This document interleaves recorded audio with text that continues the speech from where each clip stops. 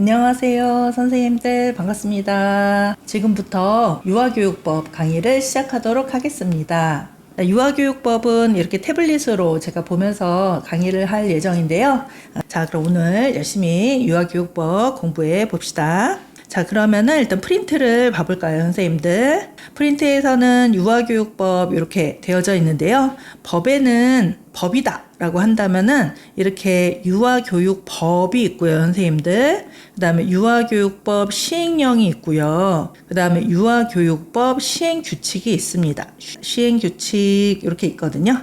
그래서 법은 국회에서 만드는 거예요, 선생님들. 국민들의 대표잖아요. 그래서 국회에서 유아교육법을 만든다라고 생각하시면 되겠고요. 유아교육법 시행령. 요 시행령은 정부에서 만드는 거예요. 정부가 이제 살림살이를 꾸려 나가잖아요. 정부에서 만들어서 이렇게 대통령령이라고 해서 시행령이라는 말을 붙는 것입니다.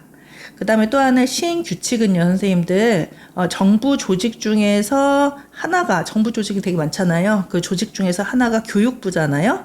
우리는 교육부 산하잖아요.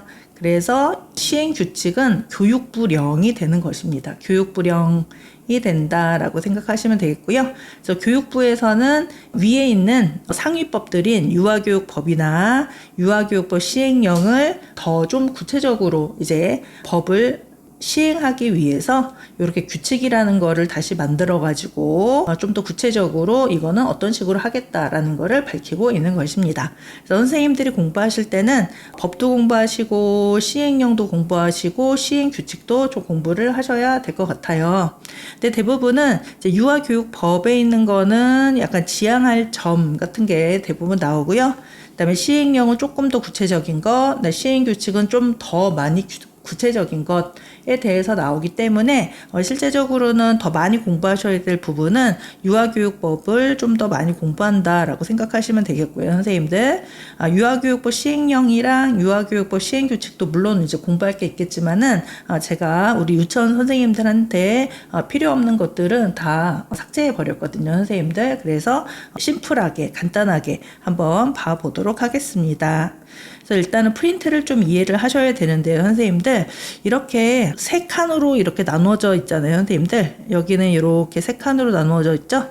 여기는 유아교육법을 얘기하는 것이고요. 그 다음에 여기는 시행령 얘기하고 얘는 시행규칙을 이야기한다라고 보시면 될 것 같습니다.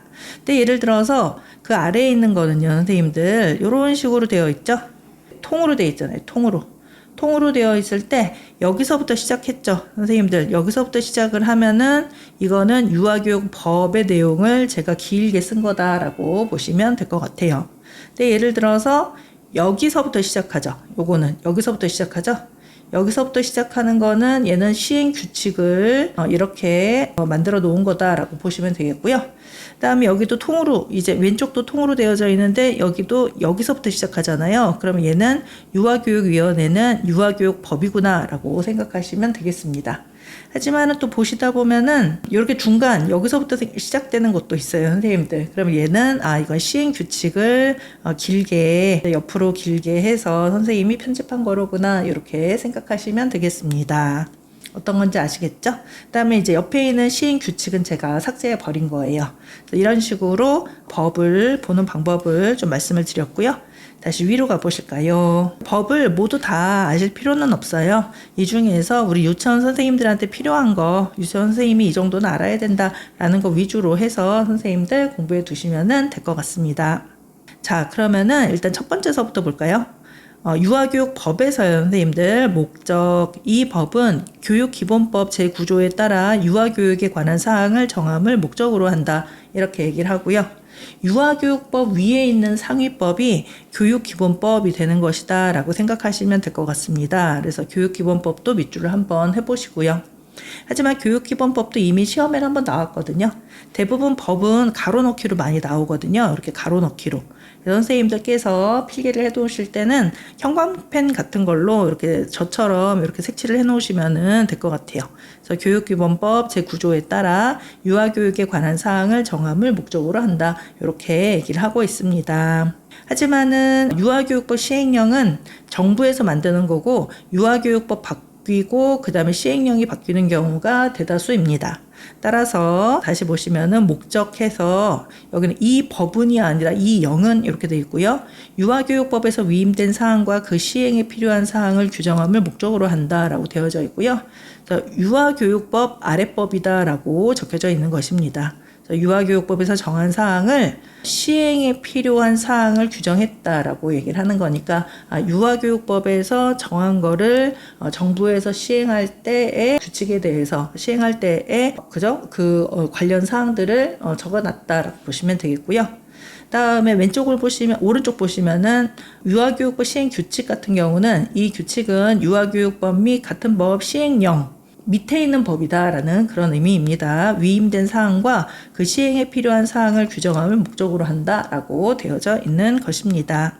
조금 더 내려가 볼까요, 선생님들? 내려가 보시면은 제2조 정의라고 해서요. 이 법에서 사용하는 용어의 뜻은 다음 각과 같다라고 하는데 대부분 시험에서 이 정의가 좀 많이 나오는 편입니다, 선생님들. 하지만은 우리 시험에서는 거의 시험에 좀 나왔던 것 같아요. 그래서 시험에 나온 거를 좀 체크를 해드리면은 여기 만 3세부터 초등학교 취학 전까지의 어린이 얘가 이미 시험에 나왔고요, 선생님들. 또 하나는 그 6번에 방과 후 과정이 시험에 나왔습니다, 선생님들. 얘가 가로넣기에서 나왔다라고 보시면 될 것 같아요. 뭐 나온 게 또 나올 수도 있으니까 공부를 좀 해놓으시면 되겠죠? 그래서 일단은 제1호를 볼까요, 선생님들? 유아란 만 3세부터 초등학교 취학 전까지의 어린이를 말한다. 이렇게 얘기를 하는 것입니다. 그 다음에 사실은 법을 얘기를 할 때는 여기는 제2조죠. 그 다음에 1번 이렇게 써 있으면 얘는 1호, 제1호라고 읽고요. 그 다음에 이렇게 1 말고 동그라미 1이 있습니다. 동그라미 1은 제1항이라고 읽는 거예요. 1항. 근데 저는 그냥 편하게 얘는 동그라미 1, 그 다음에 얘는 그냥 1 이렇게 설명하고 있습니다, 선생님들. 그래서 이해해 주시기 바래요. 하지만은 호, 그 다음에 이 호라고 해야 되는 거고 동그라미 1은 제1항 이렇게 읽는 게 맞다라고 보시면 될 것 같아요. 그 다음 유치원이란 유아의 교육을 위하여 이 법에 따라 설립 운영되는 학교를 말한다. 이렇게 되고요. 그 다음 이것도 매우 중요한 건데 아직 시험에 안 나왔어요. 그래서 이 법에 따라라는 것은 유아교육법을 얘기한다라고 생각하시면 되겠습니다. 교육법이다 라고 보시면 되겠습니다. 따라서 유아교육법에서 정한 설에 따라서 설립 운영되는 학교가 아니면은 유치원이라는 말을 붙일 수가 없다라고 하는 법이에요, 선생님들. 그래서 예전에는 영어 유치원 이런 게 있었거든요.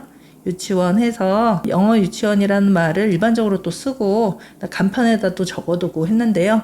지금은 법에 어긋난다. 그래서 그거는 이제 영어 유아 학원이다. 이런 식으로 써야 되지 유치원이라는 말을 함부로 붙이면 안 된다라는 그런 의미예요. 그래서 이 법에 따라라는 것도 중요하겠죠. 선생님들 알아두시면 되겠습니다. 좀 더 볼까요? 보호자란 친권자, 후견인, 그 밖의 자로서 유아를 사실상 보호하는 자를 말한다. 보호자는 시험에 아직 안 나왔으니까 또 나올 수도 있습니다, 선생님들. 보호자는 친권자, 후견인, 그 밖의 자로서 유아를 사실상 보호하는 자. 얘도 가로놓게 나올 수 있겠죠? 유아를 사실상 보호하는 자도 나올 수도 있고 보호자도 나올 수가 있다. 대부분 우리는 학부모라던가 부모라는 말을 씁니다. 하지만 어떤 유아들은 부모하고 살지 않는 유아들도 있어요. 어떤 유아들은 그러니까 뭐 할머니, 할아버지라던가 이모라든가 뭐 아니면 뭐 작은아버지, 큰아버지라던가 아니면 전혀 피가 섞이지 않은 다른 사람도 유아를 보호할 수가 있기 때문에 학부모하고 부모를 일반적으로 쓰면은 그런 사람들을 좀 소외시키는 게 되잖아요, 선생님들. 그러니까 또한 법적으로 더 정확하게 얘기를 하려면 부모 이런 말보다는 그런 사람들까지 다 포함해서 이제 말을 해야 되기 때문에 보호자라는 말을 쓰는 것입니다. 그래서 현재 지금 유아를 사실상 보호하는 자다. 실제로 보호하는 자를 얘기를 한다라고 이야기를 하는 것입니다. 그 다음에 6호를 보세요. 방과 후 과정이란 제13조 1항에 따른 교육과정 이후에 이루어지는 그 밖의 교육활동과 돌봄활동을 말한다. 이렇게 법에는 적혀져 있는 거예요. 그래서 만약에 방과 후 과정 얘가 이제 한번 시험에 나왔지만은 또 시험에 나오면은 이 교육 과정 이후에 얘가 한번 시험에 나올 수도 있겠고요. 그 밖에 그다음에 교육 활동과 돌봄 활동 얘가 시험에 나올 수가 있으니까 우리 선생님들 여기다가 가로 놓게 나온다고요. 그다음에 가로 해서 여러 번 읽어보시면서 외우시면은 될 것 같습니다. 그다음에 법 같은 거는 이제 공부를 하실 때 선생님들 여러 번 읽는 게 최고예요. 그래서 반복해서 읽어보시면서 이렇게 가로가 되어 있거나 선생님들이 체크한 부분 있잖아요. 그런 부분은 조금 더 주의 깊게 보면서 계속 읽는 게 제일 좋거든요. 그래서 그런 식으로 반복해서 읽으시면 좋을 것 같습니다. 다음에 제3조 책임을 보실까요? 국가 및 지방자치단체는 보호자와 더불어 유아를 건전하게 교육할 책임을 진다. 이렇게 얘기를 합니다. 자, 이번에는 제3조의 1을 보겠습니다. 유아교육 발전 기본 계획이라는 게 있구나는 거 알아두시면 좋을 것 같고요. 이것도 유아교육 발전 기본 계획 누가 만드는 거냐? 교육부 장관은 유아교육 발전을 위해서 유아교육에 관한 중장기 정책 목표 및 방향을 설정하고 유아교육 발전 기본 계획을 수립해서 추진하여야 한다. 이렇게 얘기를 하고요. 이 유아교육 발전 기본 계획은요, 선생님들, 그 2번을 보세요. 중앙유아교육위원회의 심의를 거쳐 5년마다 기본 계획을 수립한다는 것도 알아두시면 되겠습니다. 누구의 심의를 거친다고요? 중앙유아교육위원회의 심의를 거쳐 5년마다 기본계획을 수립한다는 것도 알아두세요. 중앙유아교육위원회라는 게 있구나. 5년마다라는 것도 알아두시면 되겠습니다.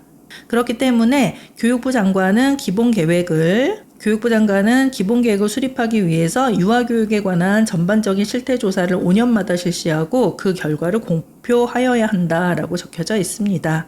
이것도 마찬가지로 기본계획을 5년마다 수립하니까요. 실태조사도 5년마다 실시한다라고 이해를 해주시면 될 것 같습니다. 자, 그러면 그 아래를 보시죠. 제4조 유아교육 보육위원회라는 게 있다라고 알아두시면 되겠고요. 선생님들도 아시겠지만 아직 유보통합이 잘 이루어지지 않았잖아요. 그래서 우리는 유아교육위원회겠죠. 그 다음에 또 보육위원회가 또 따로 있겠죠. 유아교육위원회가 있고 원회, 그 다음에 보육위원회가 이렇게 별도로 따로 있다. 그래서 보육위원회는 사실은 집과 관련 있는 곳이고, 그 다음에 유아교육위원회는 이제 유치원과 관련 있는 곳이죠. 유치원. 유아교육 보육위원회라고 해가지고 이렇게 하나로 되어져 있다면, 그죠? 유치원도 통합하고 가지고 이제 관련이 있고, 그다음에 어린이집도 관련이 있는 누구의 산하가 되어야 되냐 하면 국무총리 소속으로 유아교육 보육위원회를 둔다 이렇게 얘기를 하는 것입니다. 그래서 국무총리는 각 부처의 제일 위에 있는 사람이잖아요. 예전에는, 지금은 안 그렇습니다만은 어린이집은 보건복지부가 담당을 했거든요. 보건복지부가 담당을 하고, 그 다음에 유치원은 교육부가 담당을 했단 말이에요. 교육부가 담당을 했습니다. 근데 이제 보건복지부하고 교육부 위에 있는 사람이 국무총리가 되는 겁니다. 국무총리가 되는 거예요. 그래서 어린이집하고 유치원을 다 통합한 그런 유아교육 보육위원회는 국무총리 소속이다라고 되어야 되겠죠. 그래서 국무총리 소속으로 유아교육 보육위원회를 둡니다. 여기에서 하는 일을 잠깐 볼까요? 유아교육 및 보육에 관한 기본계획, 유치원과 어린이집 간의 연계 운영, 유아교육 및 보육에 관한 관계부처 간 협조사항, 그 밖에 위원장이 회의에 붙이는 사항이다 이렇게 얘기를 하니까 우리 유치원하고 그다음에 어린이집의 전반적인 것을 다룬다라고 그냥 생각하시면 될 것 같습니다. 그 중에서 유아교육위원회라는 게 있겠죠, 선생님들. 아까는 유아교육보육위원회가 있는 것이고요. 이번에는 유아교육위원회라고 해서 이거는 이제 유치원만 담당하는 위원회구나라고 생각하시면 될 것 같습니다. 어떻게 되냐 하면 유아교육에 관한 정책, 사업의 기획, 조사 등에 관한 사항을 심의하기 위해서 교육부에 중앙유아교육위원회를 두고 시도교육청에 시도유아교육위원회를 둔다라고 생각하시면 될 것 같습니다.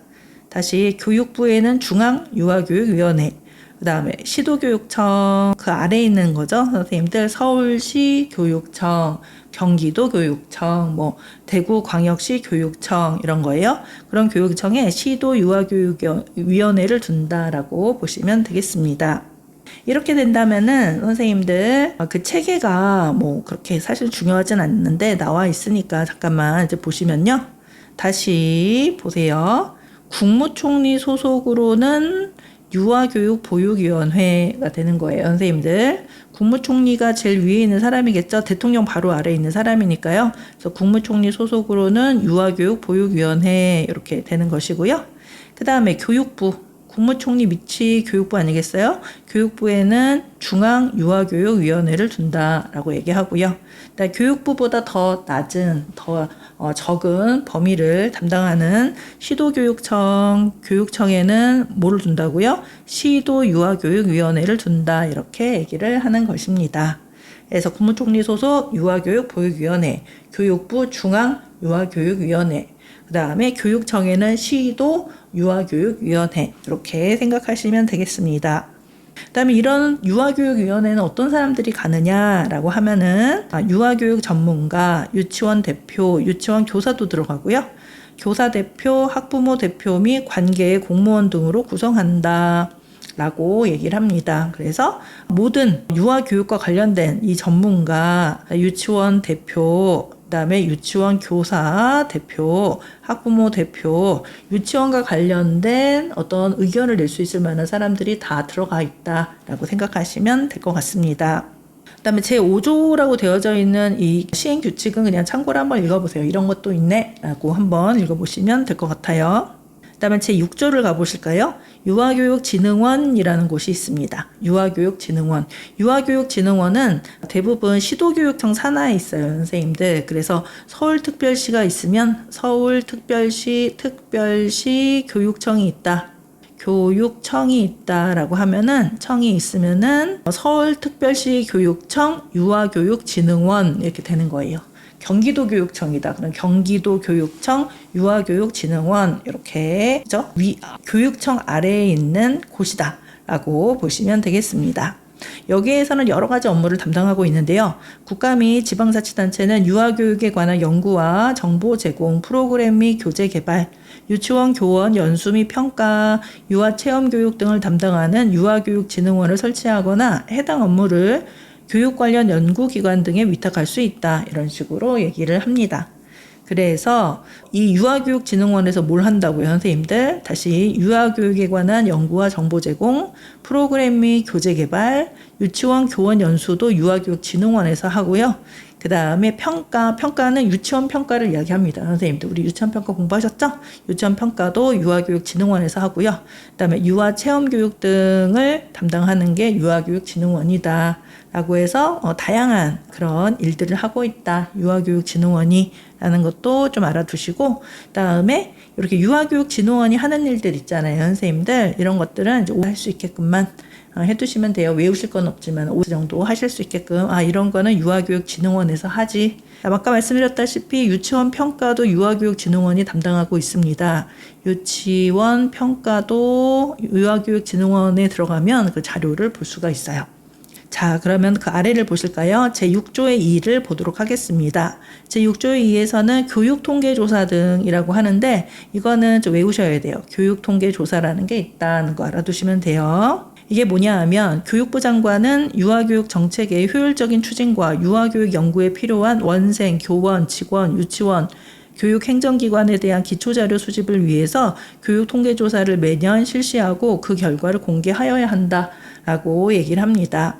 우리도 매년 나라에서 뭐 인구조사 뭐 이런 거 하잖아요, 선생님들. 그래서 우리나라 총 인구가 몇 명이고, 여성은 몇 명이고, 남성은 몇 명이고, 뭐 10대, 20대, 30대는 몇 명이고, 이런 식으로 쭉 그 인원 같은 거를 조사를 합니다. 그리고 발표를 하죠. 그 다음에 뭐 어떤 시도에 뭐 인구가 늘었다, 줄었다, 이것도 조사를 합니다. 그런 것들이 교육통계조사다라고 생각하시면 되는데요. 하지만 교육통계조사니까 뭐 인구라기보다는 대부분 원생, 학생이 몇 명이냐, 교원은 몇 명이냐, 직원은 몇 명이냐, 유치원은 우리나라에 몇 개 있냐, 교육행정기관은 어떻게 되어 몇 개가 있느냐, 혹은 직원은 얼마큼 있느냐 등등등을 통계를 내서 매년 실시하고 그 결과를 공개하는 것이다 라고 생각하시면 되겠습니다. 그거를 교육통계조사다라고 얘기를 해요. 이 정도로만 보시면 될 것 같아요. 그래서 오른쪽에 보니까 교육통계조사의 조사 내용이라고 되어져 있고요. 한번 볼까요? 유치원의 명칭, 종류, 소재지 및 시설 등 현황, 유치원의 원생 수, 졸업생 수에 관한 사항, 유치원의 교원 및 직원에 관한 사항, 유아교육 관련 교육행정기관의 직원에 관한 사항, 유아교육 관련 교육행정기관의 재정에 관한 사항이다 라고 나와져 있습니다. 그래서 우리 선생님들께서 우리나라 유치원이 총 몇 개인가, 총 몇 개, 몇 개소가 있는가, 몇 개가라기보다 몇 개소라고 얘기를 하죠. 몇 개소가 있느냐, 아니면은 우리나라 유치원생이 총 몇 명인가, 뭐 이런 거 궁금하시면은 교육통계조사 사이트가 따로 있거든요. 결과는 항상 공개되기 때문에 교육통계조사 사이트에 들어가셔서 확인하셔도 돼요. 자, 그러면 우리는 제2장으로 가보겠습니다. 유치원의 설립 등 이렇게 지금 되어져 있고요. 여기서는 일단 제7조에서는 유치원의 구분 이렇게 되어져 있습니다. 그래서 유치원은 다음 각호와 같이 구분한다. 어떤 게 있대요, 선생님들? 국립유치원, 공립유치원, 사립유치원이 있다. 이렇게 얘기를 하고요. 국립유치원하고 공립유치원이 그저 국가에서, 나라에서 운영하는 거다라고 생각하시면 될 것 같아요. 일단 국립유치원은 국가가 설립 경영하는 유치원, 공립유치원은 지방자치단체가 설립 경영하는 유치원이다라고 얘기를 합니다. 그래서 우리 선생님들은 이제 시험 보고 이제 들어가실 때는, 현장에 가실 때는 이 국립유치원 혹은 요 공립유치원에 들어가시는 거죠. 사립유치원은 뭐 법인 또는 사인이 설립 경영하는 유치원이다 이렇게 얘기를 하는 것이고요. 그다음에 좀 더 보겠습니다. 유치원의 설립 등, 유치원을 설립하는 자는 시설 설비 등 대통령령으로 정하는 설립 기준을 갖추어야 한다. 그다음에 사립유치원을 설립하려는 자는 교육감의 인가를 받아야 된다. 이렇게 얘기를 합니다. 그래서 우리 선생님들 나중에 그죠? 유치원도 한번 설립해 보시는 그런 꿈도 한번 꿔보시면 좋을 것 같습니다. 하지만은 유치원 설립할 때 사실은 가장 필요한 거는 사명감이지만 또 많은 자본이 필요할 거예요, 선생님들. 하지만 돈이 많다고 해서 누구나 유치원을 설립할 수 있는 건 아니다 라는 것입니다. 그래서 제8조에는 유치원 설립 못하는 사람이에요. 결격 사유. 다음 각 호의 어느 하나에 해당하는 사람은 유치원을 설립 운영할 수 없다라는 것이고요. 얘는 한번 읽어보세요, 선생님들. 그래서 이렇게 나쁜 짓 많이 하는 사람들은 유치원을 설립할 수가 없다라는 것입니다. 하지만은 여기 보세요. 5번을 보시면 5번 보세요. 금고 이상의 실형을 선고받고 그 집행이 종료되거나 집행이 면제된 날로부터 5년 혹은 아동복지법 제3조 제7호 제2에 따른 아동학대 관련 범죄를 저지른 경우에는 20년이 지나지 아니한 사람 이렇게 되어져 있잖아요. 그러니까 결격 사유가 있더라도 기한이 다 있습니다. 그래서 금고 이상은 5년, 아동복지법의 아동학대 관련 범죄는 20년이 지나면 실제적으로는 유치원을 설립할 수 있다 이렇게 얘기를 하거든요. 근데 유치원을 설립하고 싶으면은 9호를 보세요, 선생님들. 제9호 제8조의 제3에 따른 교육명령을 이행하지 아니한 사람이라고 하는데요. 이 교육명령이라는 게 있습니다, 선생님들. 알아두세요. 교육명령은 뭐냐 하면 이렇게 죄를 짓고 이렇게 시간이 지나서 이제 유치원 설립할 수 있는 자격이 이제 생긴 사람들임에도 불구하고 그냥 유치원을 설립하게끔 하면은 말이 안 되니까 교육을 받게 합니다, 선생님들. 적절한 교육을 받아서 그 교육을 이수를 해야 유치원 같은 곳을 설립할 수 있는 그런 자격을 주는 거거든요. 그거를 교육명령이라고 얘기를 하는 것입니다. 원래 결격사유가 있는데 시간이 지나서 그 결격사유가 없어졌을 때 바로 복권이 되는 것이 아니라 이 교육명령을 이행을 해야 교육을 받아야 된다는 거예요. 그래야 결격사유가 완전히 없어지는 것이다 라고 보시면 되겠습니다.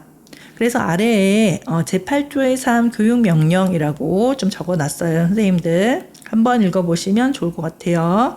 여기서는 이제 뭐 이런 거죠. 결격 사유에 해당하지 아니하게 되어서 유치원을 설립 운영하려는 경우에는 그 사람에 대해서 사전에 아동학대 방지를 위한 교육을 받도록 명해야 된다라는 그런 내용입니다. 이거를 뭐라고 한다고요? 교육명령이라고 한다는 것도 알아두시면 좋을 것 같습니다. 그 다음에 제 구조를 보실까요? 유치원의 병설이라는 게 있고요. 유치원은 초중등법 제2조에 따른 초등학교, 중학교 및 고등학교에 병설될 수 있다. 이렇게 얘기를 합니다. 네, 지금은 이제 대부분 유치원이 병설됐다 그러면은 초등학교에 병설됐다라고 생각을 하잖아요. 하지만은 법상으로는 초등학교뿐만 아니라 중학교 및 고등학교에 다 병설될 수도 있다라고 얘기를 하는 것입니다. 그다음에 나라는요, 적정한 수의 유치원의 설립 의무가 있어요. 그래서 유치원의 설립 의무 이렇게 됩니다. 그래서 이렇게 어떤 주택 지구가 만들어지면 그 주택 지구의 크기에 맞게 유치원의 수를 조정해서 반드시 지어야 된다라는 그런 내용입니다. 그런 내용이에요. 또 유치원이 많이 지어지면 또 교사도 많이 필요하니까 수험생의 입장에서는 상당히 좋은 거죠. 유치원이 많이 생기는 거는요. 그다음에 제10조를 보실까요? 유치원의 규칙이라는 게 있습니다. 유치원도 법이 있는 거예요. 유치원의 규칙. 유치원의 장은 법령의 범위에서 유치원 규칙을 제정하거나 개정할 수 있다. 이렇게 설명을 합니다. 되셨어요? 그다음에 유치원 규칙의 기재사항은 이제 시행령에 적혀져 있는 것입니다. 시행령, 교육연한, 학기 및 휴업일, 그다음에 학급 편제 및 정원. 이건 이제 유치원 규칙에 어떤 것이 기재가 되어야 되는가라는 걸 이야기하는 것이죠. 그다음에 교육 내용은 뭘 할 거냐? 수업 일수 및 수업 운영 방법, 입학, 재입학, 편입학, 전학, 휴학, 퇴학, 수료 및 졸업, 수업료 입학금과 그 밖의 비용 징수 그런 내용이고요. 그다음에 7번 유치원 규칙의 개정 절차, 다른 법령에서 유치원 규칙으로 정하도록 한 사항 뭐 등등등이다라고 보시면 되겠습니다. 그래서 대부분 좀 중요한 유치원에서 매우 중요한 그런 내용들은 이렇게 다 유치원 규칙으로 정하게끔 했구나라고 보시면 되겠습니다. 그래서 유치원 규칙으로 정하는 것 그죠? 다음 각호의 사항이 포함된다라고 할 때 포함되는 요 내용들 1번에서부터 7번의 내용들도 마찬가지로 여러 번 읽어보셔가지고 선생님도 오해 정도 할 수 있게끔만 만들어 놓으시면 될 것 같아요. 자, 그럼 입학을 보겠습니다. 선생님들 유치원에 입학할 수 있는 사람은 유아로 한다라고 되어져 있습니다. 유아 아닌 사람이 저 유치원 안 다녔거든요 이러면서 갈 수는 없다라는 것입니다. 되셨어요? 그 정도로만 보시면 될 것 같아요. 넘어갈게요. 그다음에 제12조 학년도 등 유치원의 학년도는 3월 1일부터 다음해 2월 말일까지로 한다라고 되어져 있습니다. 요거는 이제 날짜를 좀 외우셔야 되겠죠, 당연히. 그래서 3월 1일부터 다음해 1월 말일까지로 한다.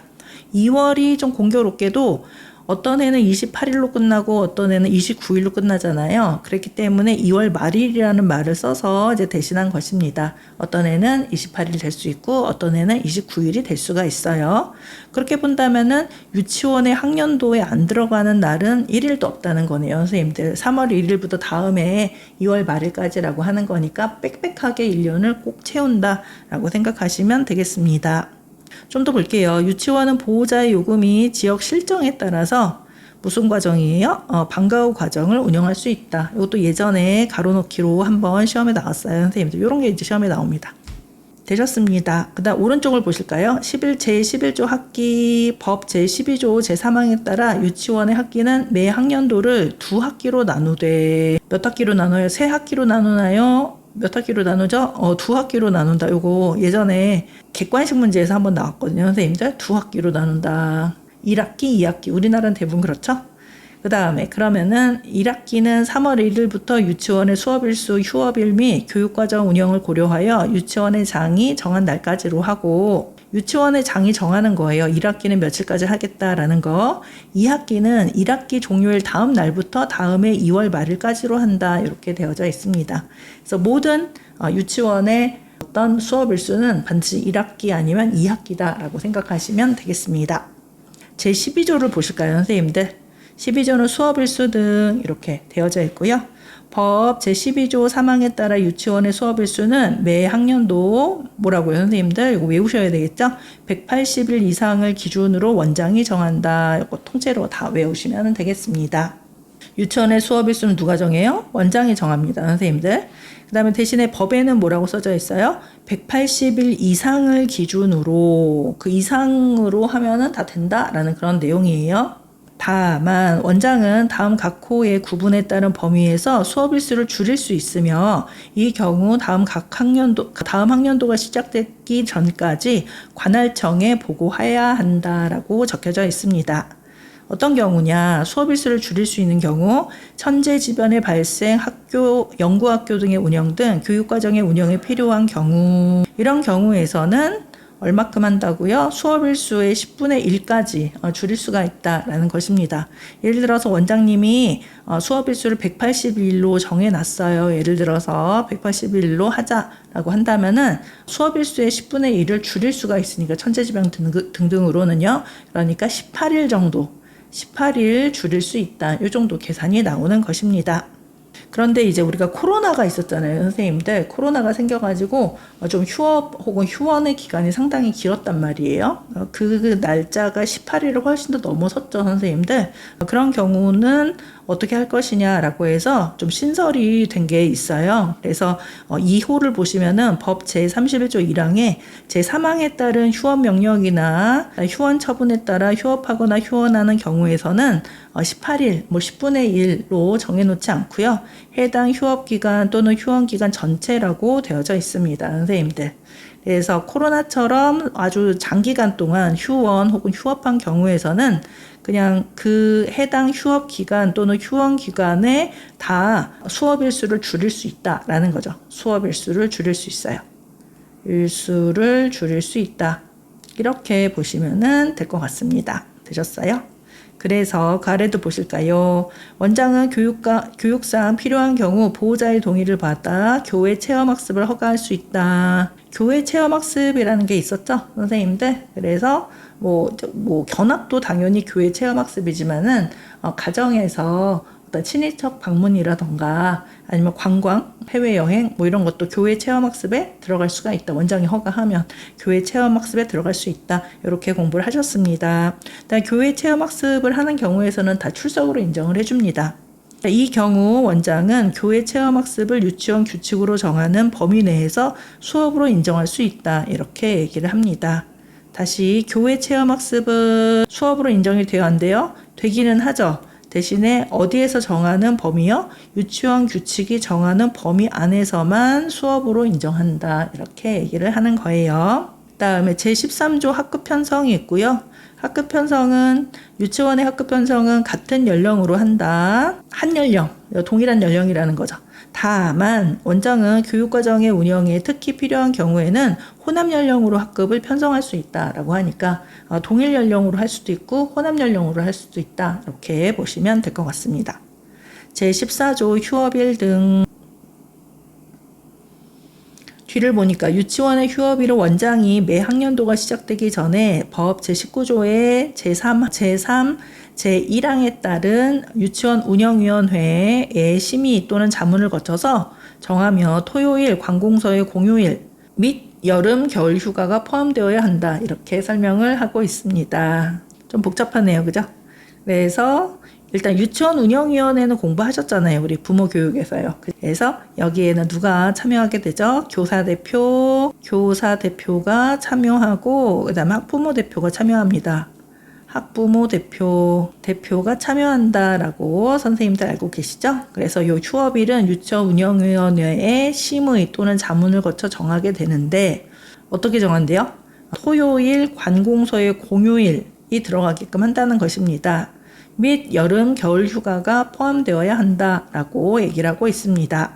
다만 관공서의 공휴일에 관한 규정에 따른 공휴일이 지정된 것을 반영하여 휴업일을 다시 정하는 경우에는 운영위원회의 심의 또는 자문을 거치지 않을 수 있다. 이런 식으로 이야기를 하고 있습니다.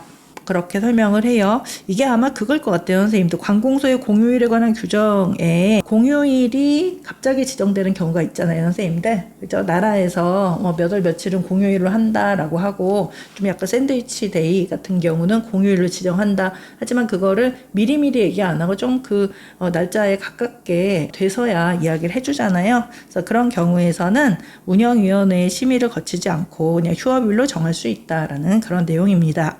되셨어요? 그 다음에 좀 더 볼까요? 그 다음에 원장은 운영위원회의 심의 또는 자문을 거쳐 토요일 또는 관공서의 공휴일에 유치원 행사를 개최할 수 있다라고 얘기를 하고 있습니다. 유치원 행사를 왜 이렇게 공휴일에 하느냐 하면은 이제 학부모님들의 참여를 독려하기 위해서 이제 공휴일이나 관공서의 휴일에 유치원 행사를 하는 경우가 있는 것이죠. 그래서 원장은 제3항에 따라 유치원 행사가 개최되는 날은 제12조 제1항에 따른 수업일수에 포함할 수 있으며 그 수업일수만큼 제1항에 따른 휴업일을 별도로 정해야 된다라고 얘기를 하고 있는 것입니다.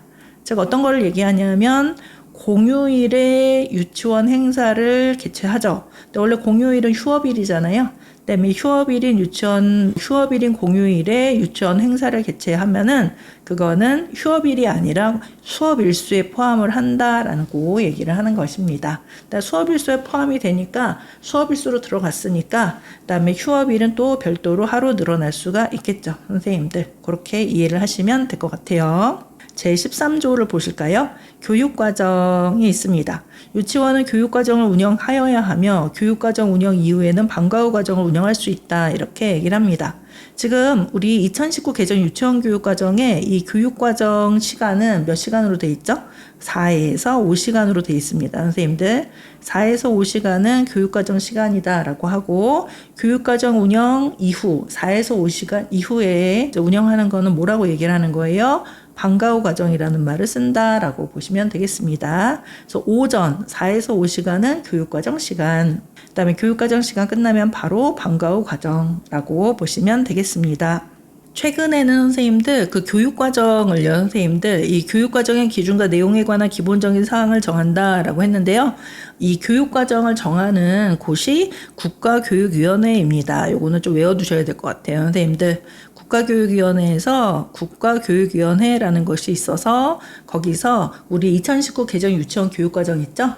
그 내용을 정한다는 것입니다. 그래서 교육과정의 기준과 내용에 관한 기본적인 사항을 정하며 그 다음에 좀 더 읽어볼게요. 교육감은 국가교육위원회가 정한 교육과정 범위 내에서 지역 실정에 적합한 기준과 내용을 정할 수가 있다. 이렇게 얘기를 합니다. 따라서 이 국가교육위원회는 국가수준 교육과정이네요. 수준의 과정을 정하는 곳이다 라고 보시면 되겠고요. 교육감은 지역 실정에 적합한 기준과 내용을 정할 수 있다라고 하는 거니까 교육감이 정하는 거는 뭐예요? 지역 수준, 국가 수준이 아니라 지역 수준의 교육과정이다, 과정이다라고 보시면 될 것 같습니다. 어렵지 않으시죠? 좀 더 보겠습니다. 교육부 장관은 제1항에 따른 방과 후 과정의 기준과 내용에 관한 기본적인 상황을 정하며 교육감은 교육부 장관이 정한 방과 후 과정의 범위 내에서 마찬가지로 지역 실정에 적합한 기준과 내용을 정할 수가 있다. 이런 식으로 설명하고 있어요. 그래서 일단은 요게 계속 반복되니까 기억하실까요, 선생님들? 지역 실정에 적합한 기준과 내용. 지역 실정에 적합한 기준과 내용. 이건 마찬가지로 국가에서 정하면 교육감은 교육청의 제일 높은 사람입니다. 따라서 이 교육감이라고 나오면은요, 선생님들, 이 교육감이라고 나오면은 교육청을 이야기하는 거예요. 교육청을 얘기한다라고 보시면 되겠습니다. 교육부 장관이다. 그러면 교육부 장관은 누굴 얘기하냐면 어디를 얘기하냐면 교육부를 얘기를 하는 것이고요. 선생님들 교육부 장관은 교육부를 얘기를 하는 거예요. 법에서. 그다음에 교육감은 법에서 교육청을 이야기한다라고 생각하시면 될 것 같습니다. 그러면 이해가 좀 되실 거예요. 그죠? 그래서 국가교육위원회는 무슨 교육과정을 만들어요? 국가수준 교육과정을 만들고 그 다음에 교육감 혹은 교육청은 무슨 수준? 지역 수준의 교육과정. 지역 수준 교육과정 만들 때 어떤 거를 고려해서 만들게 되죠? 지역 실정에 적합한 기준과 내용을 정할 수 있다. 이런 식으로 얘기를 하는 것입니다. 되셨어요? 넘어가 보도록 하겠습니다. 제14조를 보실까요? 제14조 유치원 생활 기록이라고 되어져 있고요. 원장은 유아의 생활 지도 및 초등학교 교육과의 연계 지도에 활용할 수 있도록 유아의 발달 등을 종합적으로 관찰하고 평가하여 교육부 장관이 정하는 기준에 따라 생활 기록부를 작성 관리하여야 한다. 요거 이제 많이 우리 아테나에서도 보셨을 것 같습니다. 일단은 가로넣기에 좀 대비하기 위해서 유치원 생활 기록입니다. 선생님들 이거 조심하셔야 되는데 생활 기록부가 아니에요. 이 명칭은 이 법령 제14조의 명칭은 생활 기록으로 끝난다는 거 혹시 선생님들 실수하지 마셔야 될 것 같고요. 그 다음에 생활 기록부를 쓰는 이유는 일단은 누가 써요? 원장이 쓴다. 왜 쓰냐? 유아의 생활 지도 및 초등학교 교육과 연계 지도에 활용할 수 있도록, 그죠?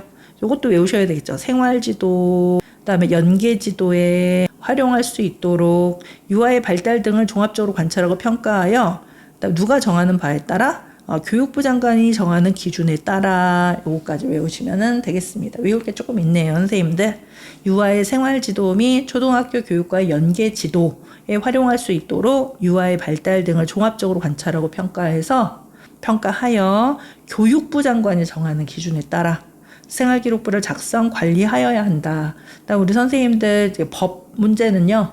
고시문하고 완전 똑같이 써야 되거든요, 선생님들. 근데 법 조항을 통째로 써라 이런 경우는 없으니까 가로넣기가 대부분 시험에 나온다고요. 근데 가로넣기의 내용은 정확하게 이제 기입을 해야 된다. 이렇게 생각하시면 되겠습니다.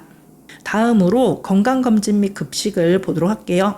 원장은 교육하고 있는 유아에 대하여 건강검진을 실시하고 유아의 건강검진 결과를 제14조에 따른 생활기록부에 기록하여 관리하여야 한다. 이런 식으로 얘기하고 있습니다. 그래서 다시 원장이 건강검진을 실시해요. 원장은 누구의 대표죠? 유치원의 대표니까 여기서 건강검진을 실시하는 건 유치원은 건강검진을 실시한다라고 생각하셔도 될 것 같습니다. 그 다음에 선생님들 아시겠지만 건강검진의 결과는 어디에 기록합니까? 생활기록부에 기록하게 되죠. 선생님들 요거 알아두시면 될 것 같아요. 다만 보호자가 국민건강보호법 및 의료급여법 제14조에 따른 건강검진을 별도 장소에서 이미 실시하고 그 건강검진 결과 통보서를 제출하거나 원장이 보호자의 동의를 받아 전자정보법 제34조 36조 1항에 따른 행정정보의 공동이용을 통해서 건강검진 결과 통보서를 확인한 경우에는 해당 건강검진으로 가름할 수 있다라고 얘기가 되어져 있습니다. 즉 보호자가 유치원 건강검진보다 앞서서 어떤 이유에서건 유아를 건강검진을 했어요. 예를 들어서 했다라고 한다면 그 건강검진을 했다라는 증거가 되는 게 뭐라고요? 건강검진 결과 통보서가 되는 거예요. 이거는 나라의 이 전자정부 그 시스템에서 다운받을 수가 있나 봐요, 선생님들. 그래서 건강검진 결과 통보서를 유치원에 제출하거나 아니면 우리나라는 이렇게 부모가 제출할 수도 있지만 유치원에서 뽑을 수도 있잖아요. 근데 유치원에서 뽑을 때는 보호자의 동의를 받아야 되겠죠. 뽑을 수 있어서 이 건강검진 결과 통보서를 유치원에 갖게 되었다라고 한다면은 따로 유치원에서 건강검진을 받지 않아도 된다라는 그런 내용입니다. 그렇게 이해만 하시면 돼요. 그래서 제일 중요한 거는 뭐를 보여줘야 된다고요? 건강검진 결과 통보서라는 게 있다. 이거는 하나 외워두시면 될 것 같습니다. 좀 더 읽어볼까요? 원장은 제1항에 따른 건강검진 결과 치료가 필요한 유아에 대하여는 해당 유아의 보호자와 협의하여 필요한 조치를 하여야 한다라고 되어져 있습니다. 그래서 해당 유아의 보호자와 협의하여 요거를 좀 알아두시면 될 것 같아요. 마지막으로 원장은 교육하고 있는 해당 유치원의 유아에게 적합한 급식을 할 수 있다라고 되어져 있습니다. 자, 그러면은 우리 제2조의 6을 보실까요? 건강검진 이렇게 돼 있고요. 요거는 이제 시행령이죠, 선생님들. 시행령이에요. 법 제17조 4항에 따라 유치원의 장은 교육하고 있는 유아에 대하여 1년에 한 번 이상 건강검진을 실시하여야 한다라는 것이고요. 얘가 당연히 시험에 나왔겠죠, 선생님들. 1년에 한 번 이상. 이것도 조금 약간 애매한 게 어떤 거는 숫자로 나오고 어떤 거는 한글로 나오고 이렇게 나오거든요. 근데 이제 법이니까 똑같이 쓰는 게 제일 마음 편하겠죠, 선생님들. 이런 거를 이제 나오면은 좀 주의하시면 될 것 같습니다. 그 다음에 이것도 좀 외우셔야 될 것 같아요, 선생님들. 그 다음에 제1항에 따른 건강검진은 건강검진 기본법 제14조 및 같은 법 시행규칙 제4조 제1항 제3호에 따라 뭐라고요? 선생님들, 영유아 건강검진 기관으로 지정받은 기관이 실시해야 된다라고 해서요. 이것도 혹시 모르니까 외우셔야 됩니다. 영유아 건강검진 기관으로 지정받은 기관, 뭐 병원이겠죠. 병원 중에서 영유아 건강검진 기관으로 지정받은 곳에서 건강검진을 받아야 된다라는 그런 내용입니다. 넘어갈게요. 제17조의 1을 보실까요? 유아 관련 자료 제공의 제한. 원장은 제14조에 따른 유치원 생활기록 및 제17조에 따른 건강검진에 관한 자료를 해당 유아의 보호자의 동의 없이 제3자에게 제공하면 돼요? 안 돼요? 안 된다. 이렇게 얘기를 하죠. 일반적으로 안 되죠. 다만 다음 각 호의 어느 하나에 해당하는 경우는 제공할 수 있다라고 되어져 있거든요. 그래서 그 밑에 한번 읽어보세요, 선생님들. 1번, 2번, 3번, 4번, 5번 이렇게 됩니다. 대부분 이제 어떤 공공의 이익을 위해서는 유치원 생활 기록을 제공을 할 수가 있다라고 보시면 될 것 같습니다.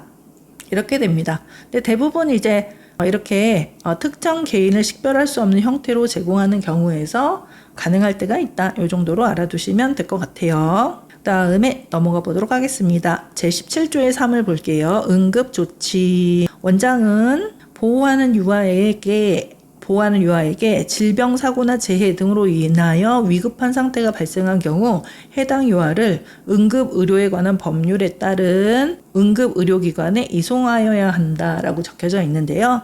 얘가 한번 시험에 나왔습니다. 선생님들. 뭐가 나왔을까요? 한번 맞춰보세요, 선생님들. 얘가 나왔습니다. 응급의료기관이 시험에 나왔거든요. 그러니까 우리 아까 건강검진에서도 영유아 건강검진 기관이 또 나올 수도 있는 거예요. 그래서 이제 외우시라고 말씀을 드린 것이고요. 여기 17조의 3에서도 응급의료기관 요게 가로놓기로 시험에 한번 나왔다. 이렇게 알아두시면 될 것 같습니다. 되셨어요? 그 다음에 여기도 응급조치예요. 처치가 아니라 선생님들 처치 응급조치다라는 거 조심하시면 될 것 같습니다. 다음에 제18조로 가볼까요, 선생님들? 지도감독. 국립유치원은 교육부 장관의 지도감독을 받으며 공립사립유치원은 교육감의 지도감독을 받는다. 누가 지도감독하냐? 국립유치원은 교육부 장관이고 그다음에 공사립유치원은 교육감이다. 이것도 혹시 모르니까 또 뭐 상식으로 좀 아시면 좋잖아요. 상식으로 알아두시면 될 것 같습니다. 또 그 아래도 볼 거예요. 교육감은 유아교육을 충실히 하기 위해서 유치원 교육과정 운영에 대한 장학 지도를 할 수 있다. 장학 지도는 대부분 이제 컨설팅 장학 같은 것들이죠, 선생님들. 장학 지도하는 거는 교육부 장관이에요, 교육감이에요? 교육감 이렇게 보시면 돼요. 장학 지도 교육감. 예, 선생님들 장학 지도를 할 수 있다. 일단 제19조 장학 지도 보도록 하겠습니다. 여기에서도 마찬가지고 장학 지도 할 때는 장학 지도 대상 유치원에 미리 통보한다. 뭐 이거는 너무나 당연하겠죠, 선생님들. 가만히 있는데 갑자기 쳐들어가고 당신들 장학지도 할 거요 이렇게 말하지는 않을 거 아니에요, 선생님들. 그렇습니다. 제19조 평가를 보실까요? 이것도 우리 아테나에서 보셨던 내용인데요. 유치원 평가를 이야기합니다. 유치원 평가를 얘기를 한다라고 보시면 되겠고요. 제19조 평가, 교육감은 평가하는 사람 또 누구라고요, 선생님들? 교육감. 이 주체가 조금 중요할 수 있어가지고 계속 강조드리고 있습니다. 교육감은 유아교육을 효율적으로 하기 위해서 필요하면 유치원 운영 실태 등에 대한 평가를 할 수 있다. 그래서 유치원 평가를 할 수 있다라는 말입니다, 선생님들. 그다음에 또 교육감은 유치원을 평가해요. 그다음에 교육감 위에 있는 사람은 교육부 장관이죠. 교육부 장관은 교육청을 평가합니다. 이렇게 꼬리에 꼬리를 물고 알아두시면 될 것 같아요. 그래서 밑에 보니까 교육부 장관은 필요한 경우 각 시도 교육청의 유아교육 전반에 대한 평가를 실시할 수 있다. 이렇게 얘기를 하고요. 제3항을 보시면은 제1항과 제2항에 따른 평가를 실시한 경우는 교육부 장관 및 교육감은 평가 결과는 비밀이에요? 아니면 공개해야 돼요? 공개하여야 한다는 거 알아두시면 좋을 것 같습니다. 평가 결과는 항상 공개해요. 유치원 평가 결과도 공개된다라고 보시면 돼요. 이거는 이제 제20조 오른쪽을 보시면은 제20조 이거는 시행령이잖아요, 선생님들. 시행령을 좀 보도록 하겠습니다. 법 제19조 1항에 따른 유치원에 대한 평가는 국립, 공립, 사립 유치원을 각각 그 대상으로 한다라고 하니까 거의 대부분 모든 유치원이다라고 생각하시면 되겠습니다. 평가의 기준은 제가 좀 외워두시라고 말씀드렸어요, 선생님들. 왜냐하면 평가의 기준이 평가 영역이 되는데요, 선생님들. 평가 영역이 됩니다. 평가 영역이 요즘에는 다 지역마다 너무나 다르기 때문에 평가 영역 하나를 외우는 거는 의미가 없다 이렇게 말씀드렸죠.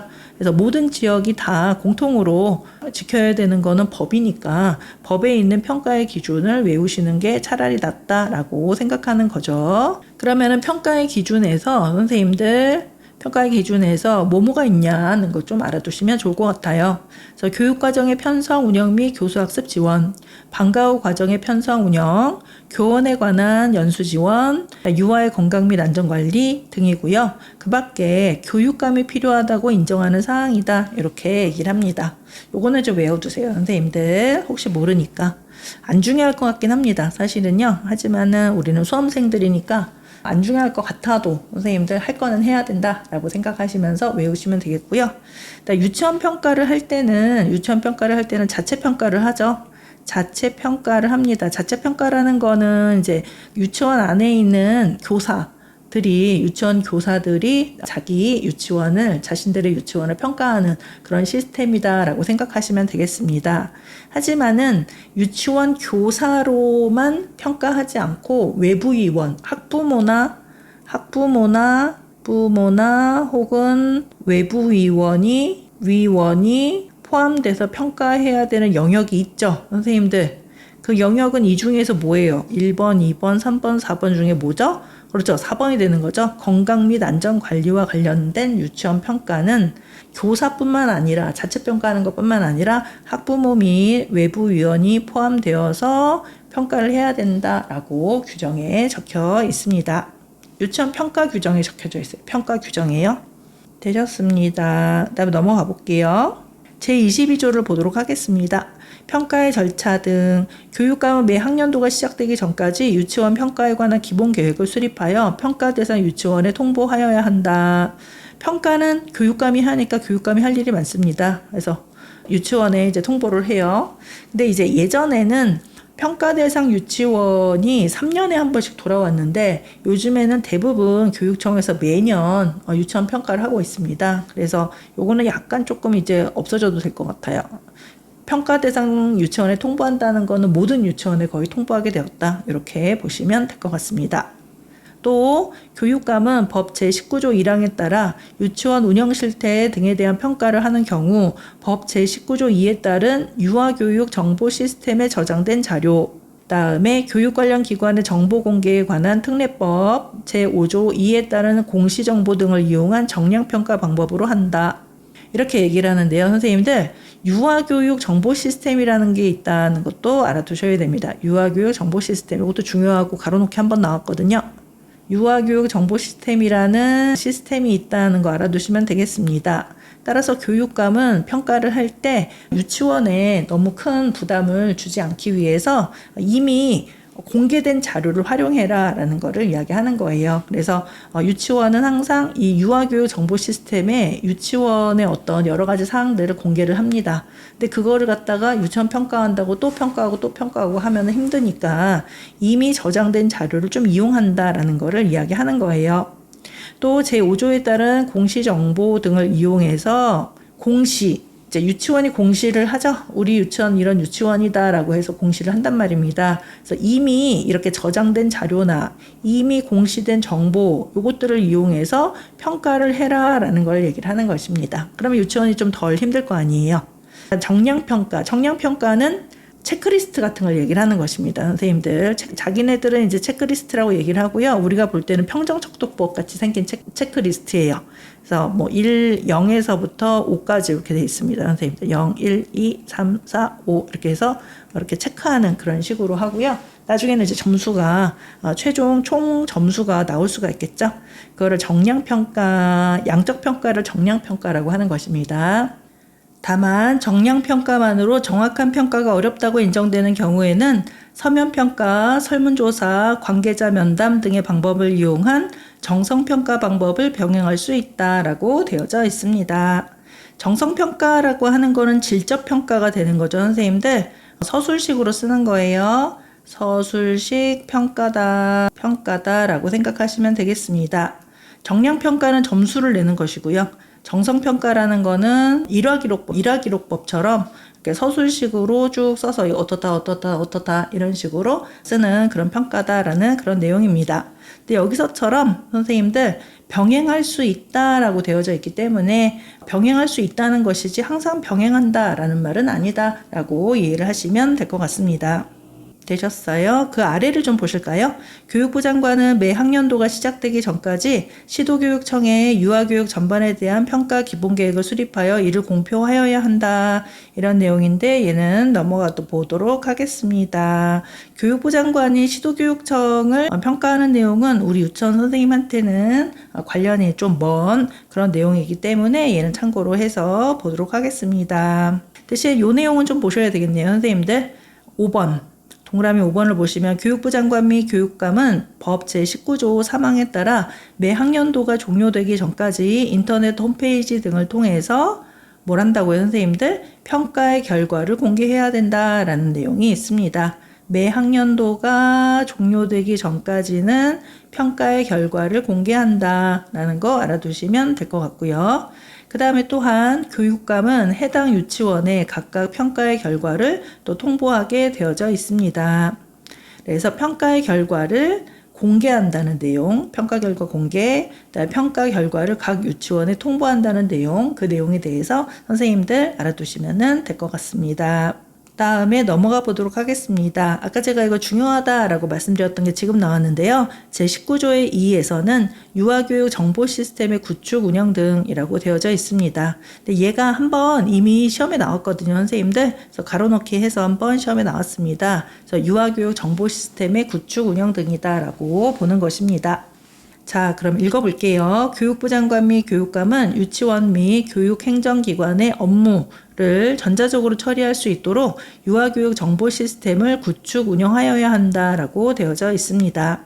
또 이 정보 시스템은 초중등 교육법에 따른 교육 정보 시스템 또는 사회복지사업법에 따른 정보 시스템과 연계해서 활용할 수 있다라고 되어져 있어요.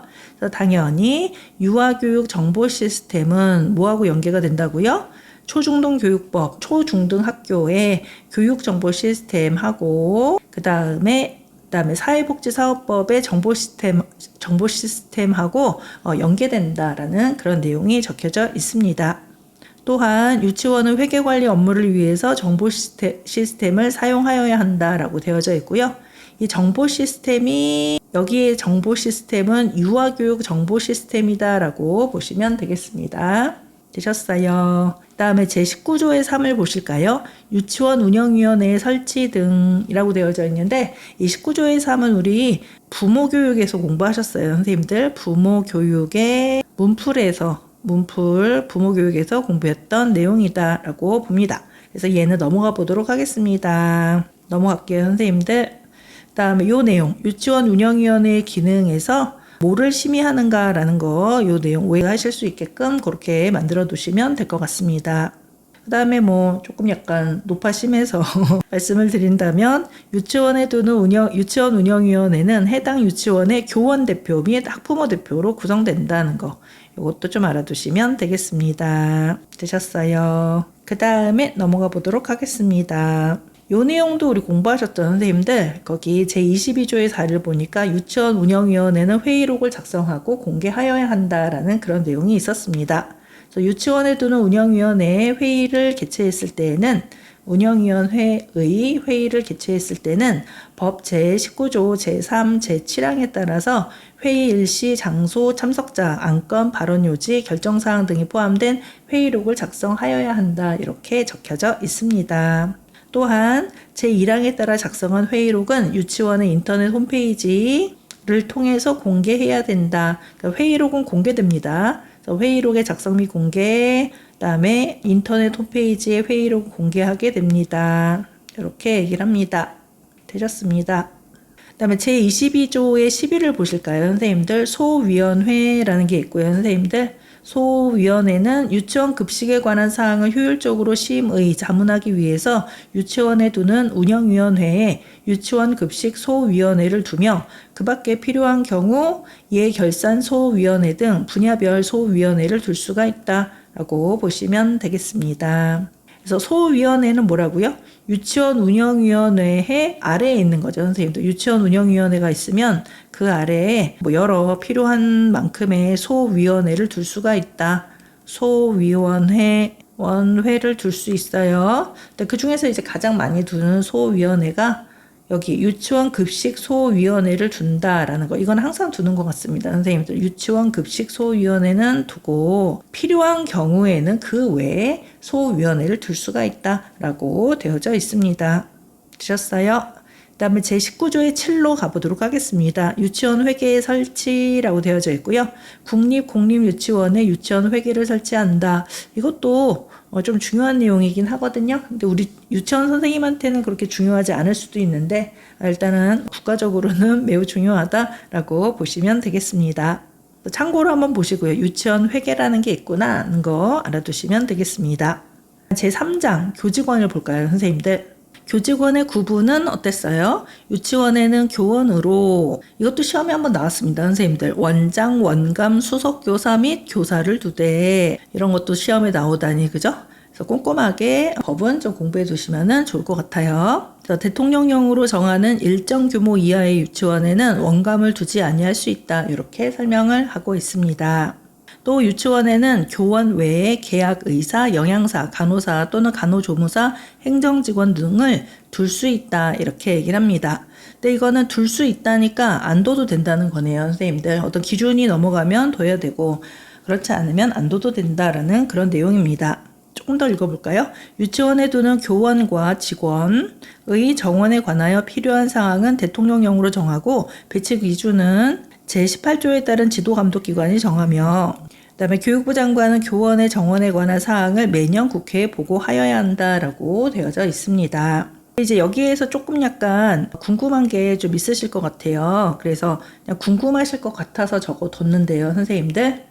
여기에서 대통령령으로 정하는 일정 규모 이하의 유치원에는 원감을 두지 아니할 수 있다라고 적혀져 있잖아요. 그럼 원감을 두지 않을 수 있는 학급 규모는 뭐냐? 여기에서는 대통령령으로 정하는 일정 규모 이하의 유치원이란 두 학급 이하의 유치원을 말한다라고 얘기를 하고 있습니다. 그래서 두 학급 이하의 유치원에서는 원감을 두지 않을 수 있다라고 알아두시면 될 것 같아요.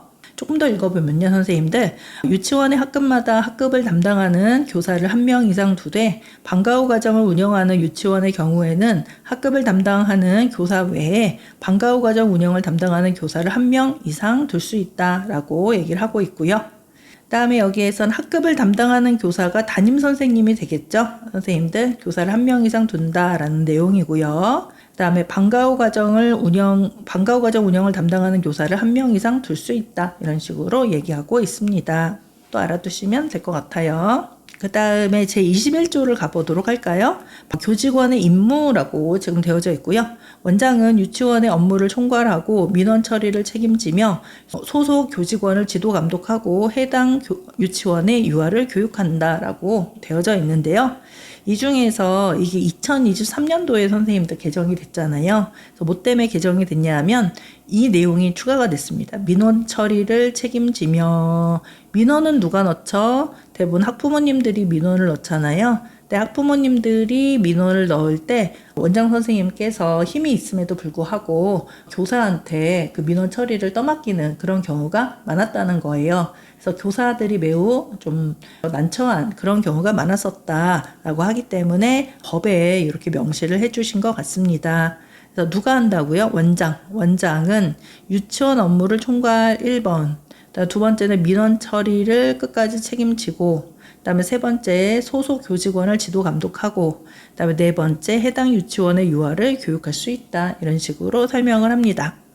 그럼 원감은 어떤 사람이에요? 원장을 보좌하여 유치원 업무를 관리하고 해당 유치원의 유아를 교육하며 원장이 부득이한 사유로 직무를 수행할 수 없을 때에는 그 직무를 대행하는 사람이다 라고 봅니다. 그다음에 수석교사라는 거 들어보셨죠? 수석교사는 교사의 교수 연구 활동을 지원하며 유아를 교육한다라고 되어져 있습니다. 근데 여기에서 선생님들 수석교사는 경력 15년 이상 된 교사를 수석교사라고 하고요. 수석교사도 마찬가지로 경력 15년인데 일정 그 연수를 이수해야 수석교사 자격을 얻는다라고 보시면 되겠습니다.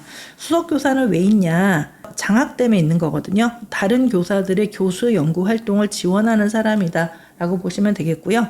하지만 수석교사도 두 번째 유아를 교육한다라고 써져 있으니까 담임이 될 수 있습니다. 학급 담임을 맡을 수 있다. 어떤 수석교사는 담임을 안 맡을 수도 있겠죠. 하지만은 수석교사도 담임을 맡을 수가 있다라고 알아두시면 될 것 같아요. 그 다음에 이제 우리 선생님들, 교사는 법령이 정하는 바에 따라서 해당 유치원의 유아를 교육한다. 우리는 유아만 교육하면 되는 사람이고, 수석교사는 교사의 교수 연구 활동을 지원하고 또 담임도 될 수가 있다라고 되어져 있습니다.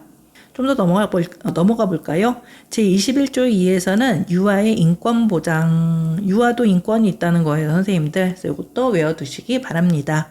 인권 보장이라는 거 이제 외워두시면 되겠고요. 읽어볼까요? 유치원의 설립자, 경영자와 원장은 헌법과 국제인권조약에 명시된 유아의 인권을 보장하여야 한다라고 되어져 있고요. 일단은 인권보장은 가로놓기 나올 수 있으니까 알아두시고, 그 다음에 헌법도 기억하시고, 국제인권조약, 아동권리 헌장을 얘기를 하는 거겠죠? 선생님들, 아동권리협약, 헌장이 아니죠. 권리협약, 협약을 이야기를 하는 것이고, 구나라고 보시면 되겠습니다. 앞에 UN을 쓸까요? UN 아동권리협약을 얘기를 한다라고 보시면 되겠습니다. 앞에 헌법도 하나 나오고요, 선생님들. 좀 더 볼까요? 교직원은 제21조에 따라서 유아를 교육하거나 사무를 담당할 때는 이거는 이런 내용이 있습니다. 도구, 신체 등을 이용해서 유아의 신체에 고통을 가하거나 고성, 폭언 등으로 유아에게 정신적 고통을 가해서는 아니 된다. 이런 식으로 설명하고 있습니다. 그래서 가로놓기를 좀 준비하시려면은 유아의 신체 여기다가 가로놓기, 고통을 가하거나 고성, 폭언 등으로 유아에게 정신적 고통, 이것도 알아두시면 좋을 것 같습니다. 를 가해서는 아니 된다. 체크해 두시고 여러 번 읽어보시면 좋을 것 같습니다. 그 다음에 제21조에서 원장 등 교원의 유아생활 지도라고 되어져 있고요. 이것도 이제 비교적 최근이죠. 23년도에 신설이 됐으니까요. 그래서 이 당시에 우리 선생님들이 민원과 관련하여서 이렇게 초등학교 선생님들이 좀 극단적인 선택을 하는 선생님도 계시고, 많은 선생님들이 민원이 너무 힘들다라는, 혹은 학부모님들이 약간 악의적인 그런 의도로 교사를 좀 아동학대로 신고하는 그런 경우가 매우 많았기 때문에 이런 법이 좀 만들어졌다라고 이해를 하시면 좋을 것 같습니다. 어떤 내용이냐 하면요. 원장 등 교원은 유아의 인권을 보호하고 교원의 교육활동과 돌봄활동을 위하여 필요한 경우에는 법령과 유치원 규칙으로 정하는 바에 따라서 유아를 지도할 수 있다라고 되어져 있습니다. 그래서 유아를 지도할 수 있다라는 거는 당연한데도 불구하고 유아를 지도하려면 아무래도 좀 차갑게 말할 때도 있고 유아한테 좀 명령을 해야 될 때도 있을 거예요. 근데 이제 아동학대라는 것이 좀 범위가 좀 모호했기 때문에 좀 정서적 학대 같은 걸로 신고를 많이 당했거든요. 그렇기 때문에 그 이전까지는 이러한 법령 규정이 없었는데 2023년도에 이런 법령 규정을 급하게 만들게 되었다라는 것입니다. 그래서 유아를 지도하는 것은 정서적 학대에 해당하지 않는다라고 명시하기 위해서 이러한 조항이 만들어졌다라고 생각하시면 될 것 같아요. 그래서 앞에서는 유아의 인권을 보호 여기다 밑줄 하시면 되겠고, 그 다음에 교원의 교육활동과 돌봄활동을 위하여 여기다도 밑줄을 하시고요. 그 다음 유치원 규칙으로 정하는 바에 따라서 이제 유아를 지도할 수 있다. 이 유아를 지도하는 이때에는 아동학대라고 볼 수가 없다라고 보는 것입니다. 그 내용이 밑에 적혀져 있거든요. 제1항에 따른 교원의 정당한 유아 생활지도에 대해서는 유아 생활지도도 외우실까요, 선생님들? 생활지도에 대해서는 아동복지법 제17조, 제3호, 제5 및 제6호에 금지행위 위반으로 보지 아니한다. 이 금지행위 위반이라는 게 아동학대라는 것입니다, 선생님들. 아동복지법의 17조에 나와져 있는 내용은 아동학대 범위를 적어놓은 그런 내용이거든요. 그래서 금지행위 위반이라는 것은 아동학대를 얘기한다고요. 아동학대. 이런 정당한 유아생활지도, 가로놓기 준비, 그 다음에 아까 유치원 규칙도 하나 알아두시면 좋을 것 같습니다. 외울 게 조금 있네요, 선생님들. 하지만은 비교적 최근에 좀 나왔고, 그 다음에 한 3년 정도 됐기 때문에 지금 슬슬 문제가 나올 수 있거든요, 선생님들. 그래서 조금 알아두시면 좋을 것 같습니다. 좀 더 볼까요? 제25조에 의해서 유아생활지도 이렇게 돼 있고요. 여기에서는 보세요. 원장 등 교원은 법 21조의 3에 따라서 다음 각 호의 어느 하나에 해당하는 분야와 관련하여서 요거 이제 알아두시면 돼요. 조언, 상담, 주의, 훈육, 훈계 등의 방법으로 유아를 지도할 수 있다. 이런 식으로 설명하고 있습니다. 이 내용에 대해서는 우리 교사론 할 때 제가 법을 조금 더 보여드릴 거거든요, 선생님들. 그때 조금 더 구체적으로 선생님들 보시면 좋을 것 같습니다. 당연한 게 또 이 경우 도구, 신체 등을 이용해서 유아의 신체에 고통을 가하는 방법을 사용해서는 안 된다라고 되어져 있고요. 그 다음에 어떤 경우에 지도를 할 수 있다고요? 학업, 보건 및 안전, 인성 및 대인관계, 그 밖에 유아생활과 관련된 분야라고 되어져 있습니다. 그래서 제1항에 따른 지도의 범위, 방식 등에 관한 기준은 교육부 장관이 정하여 고시한다 라고 되어져 있거든요. 그래서 고시가 현재 지금 되어져 있습니다. 이 내용. 지도의 범위, 방식 등에 관한 기준이 정해서 지금 고시되어 있거든요. 그거는 우리 교사론 때 보도록 하겠습니다. 그 다음에 어떤 경우에 생활지도 할 수 있다고요? 유아 생활지도를 할 수 있다고요? 학업, 보건 및 안전, 누구 때릴 때. 그 다음에 인성 및 대인관계, 뭐 이런 내용들입니다, 선생님들. 그 다음에 제21조의 4를 보도록 할까요? 보호자의 의무 등 보호자는 교직원 또는 다른 유아의 인권을 침해하는 행위를 하여서는 아니 된다. 이것도 최근이에요. 그죠? 최근. 보호자들이 하도 교직원이나 아니면 교사나 혹은 직원들의 인권을 침해하는 경우가 많았기 때문에 이런 법령이 만들어졌다. 그래서 인권을 침해해서는 안 된다. 또한 보호자는 교원의 유아생활 지도를 존중하고 지원해야 된다라고 되어져 있습니다. 여기서도 가로놓기 하실 때 유아생활 지도를 주의해서 가로놓기 하실 수 있게끔 만들어 놓으시면 좋을 것 같고요. 또 보호자는 교육활동과 돌봄활동의 범위에서 교원과 유치원의 전문적인 판단을 존중하고 교육활동과 돌봄활동이 원활히 이루어질 수 있도록 적극 협력해야 된다라고 되어져 있습니다. 여기서 또 당연하게 교원과 유치원의 전문적인 판단을 존중한다라고 되어져 있네요. 그래서 우리 선생님들은 이 전문적인 판단의 가로놓기 한번 알아두시고 존중의 동그라미 하나 해두시면 될 것 같고 복습하실 때 여러 번 읽어보시면 좋을 것 같습니다. 또한 여기도 보세요. 교원 개인정보의 보호라는 것도 있고요. 유치원과 원장은 교원의 전화번호, 주민등록번호 등 개인정보가 개인정보보호법 및 공공기관의 정보 공개에 관한 법률 등 관계 법률에 따라 보호될 수 있도록 필요한 조치를 하여야 한다라는 것입니다. 특히나 이 중에서 좀 중요하게 여겨지는 거는 교원의 전화번호가 보호되지 않아서 학부모님들이 수시로 교원한테 전화를 해서 교원을 괴롭히는 그런 문제가 있었기 때문에 특히 교원의 개인정보의 보호가 법에 명시되게 되었다라고 이해를 하시면 될 것 같습니다. 교원의 자격을 볼까요, 선생님들? 그 다음에 교원의 자격은 원장 및 원감은 별표 1의 자격 기준에 해당하는 사람으로서 대통령령으로 정하는 바에 따라서 교육부 장관이 검정 수여하는 자격증을 받은 사람이어야 한다라고 되어져 있습니다. 그래서 그 아래를 보시면은 원장 원감 자격 기준에서 제가 붙여놓은 게 있어요. 얘는 유아교육법 별표에 나와져 있는 표이긴 한데요. 원장 원감이 지금 있고요. 그 다음에 그 아래에 좀 더 보시면 유아교육법 별표 2에 교사 자격 기준 해서 또 나와져 있습니다. 이것도 우리 그죠? 교사론 제가 기출문제에서 한번 설명드렸거든요. 선생님들 기출문제에서 설명드렸음. 한 번 더 보시는 거예요. 또 우리 아테나 공부하셨을 때도 우리 공부하셨던 내용이고요. 교사 자격 기준은 일단은 정교사 같은 경우는 대학에 설치하는 유아교육과 졸업자가 일반적이겠죠, 선생님들. 혹은 3번을 보실까요? 교육대학원 또는 교육부 장관이 지정하는 대학원의 교육과에서 유치원 교육과정을 전공하고 학위를 받은 자 이렇게 얘기를 합니다. 그래서 대부분 우리 선생님들이 1번 아니면은 그다음에 2번이겠다라고 얘기를 합니다.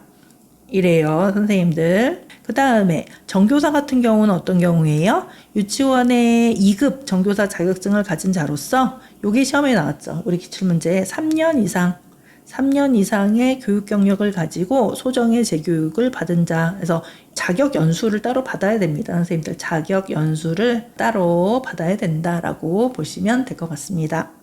되셨어요? 그 다음에 이제 정교사 1급이 되고 그 다음에 원감 선생님이 되려면은 어떻게 하면 된다고요, 선생님들? 유치원 정교사 1급 자격증을 가지고 3년 이상의 교육 경력과 소정의 재교육을 받은 자라고 되어져 있습니다. 여기서는 여기 붙여야 되겠네요. 띄어쓰기. 그 다음에 유치원의 원감 자격증을 가지고 3년 이상의 교육 경력과 소정의 재교육을 받은 자는 원장님이 될 수가 있다라고 얘기를 하는 것입니다. 그래서 2급에서 1급 올라갈 때 3년 이상의 교육 경력, 그 다음에 1급에서 원감 선생님 될 때 3년 이상의 교육 경력, 또 원감 선생님에서 원장 선생님이 되려면은 마찬가지로 3년 이상의 교육 경력이 필요하니까 얘는 계속 다 반복되잖아요. 근데 교육 경력만 있으면 안 되죠. 소정의 재교육, 자격 연수를 받아야 된다. 이렇게 얘기를 하는 것입니다. 좀 더 읽어볼게요, 선생님들. 위로 올라가셔가지고 제22조 좀 더 보겠습니다. 교사는 정교사, 준교사, 보건교사, 영양교사로 나누되 별표 2에 방금 보셨던 자격 기준에 해당하는 사람으로서 대통령령이 정하는 바에 따라서 교육부 장관이 검정 수여하는 자격증을 받은 사람이어야 한다라고 되어져 있습니다. 뿐만 아니라 수석교사에 대해서도 명시하고 있는데요.